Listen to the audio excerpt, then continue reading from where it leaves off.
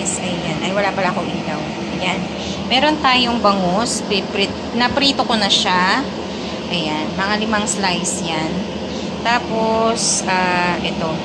Meron tayong sibuyas, bawang, kamatis, luya, at black beans. Anong lulutuin ko? Bangus with tausi. Sawa na tayo sa prito, pero prito pa rin. Lagyan lang natin ng sabaw. So, ayan. Unahin muna natin itong sibuyas. Pwede namang bawang, pero para daw hindi masyadong ma-brown ang ating sibuyas. Ayan. Dahil sa sibuyas, medyo naalog ang aking kawali.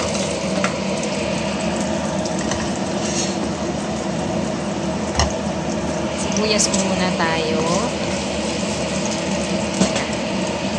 Ayan guys, medyo luto ng ating sibuyas. medyo. Ayan. Tapos ilagay naman natin ang bawang. Dapat nga pala inuna ko luya. Luya pala dapat inuna ko. Kaya mo na. Pare-pares din dyan din ang bagsak niyan. Tayo natin siya maging golden brown. Oh, ayan. Nainip na ako.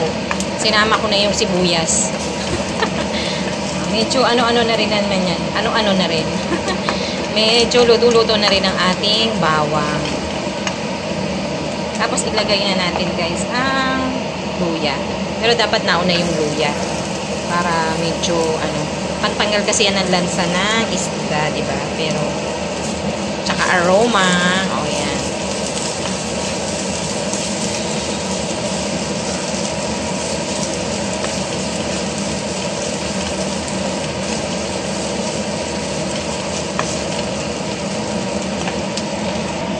Pag nagisa-gisa na natin, ayan, ilagay na yung sibuyas, bawang, at luya. Dito na tayo sa kamatis. Kasi lahat yan dyan papunta. O, diba? Wala silang magagawa kundi magsama-sama. Ayan.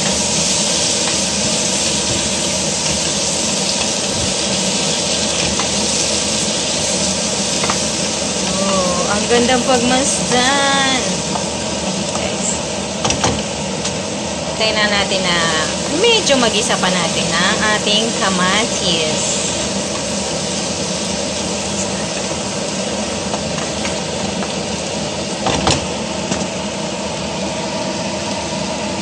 Ayan guys. Ilagay na lahat ang ating So dito na tayo sa main ingredient.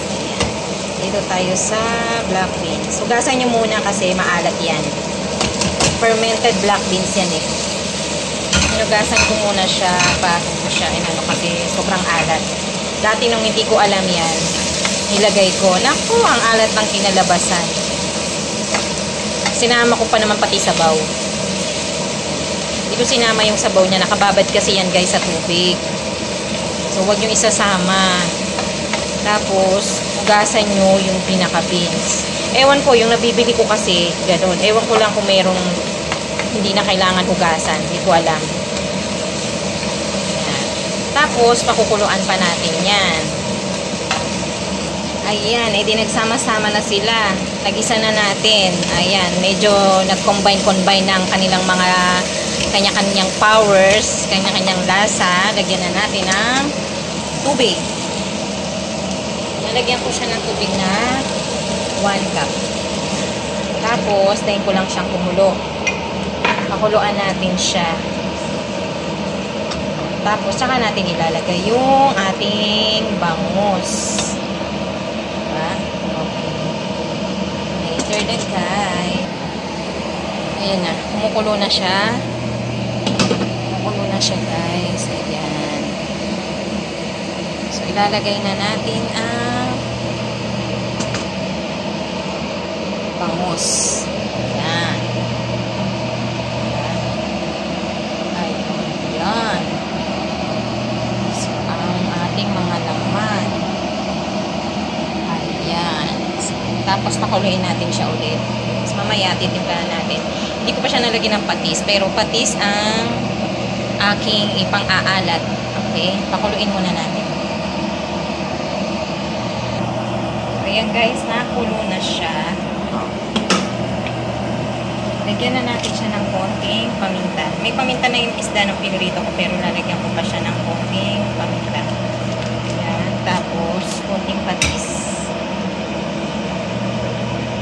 Tinatansya. Tansyahin din natin alat kasi baka umalat. Dahil nga maalat ang black beans. Kailangan huwag masyadong maalat.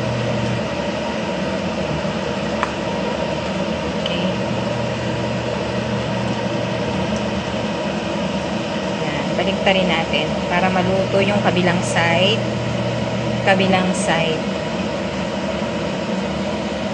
Tapos yung kabilang side.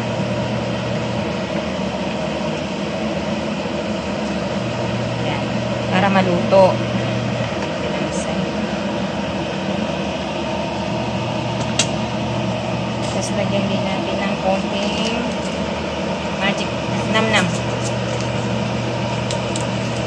Nam-nam yan guys, nam-nam. Kung ayaw nyo maglagyan, huwag nyo nalagyan. O konti-konti lang naman para luto na yan.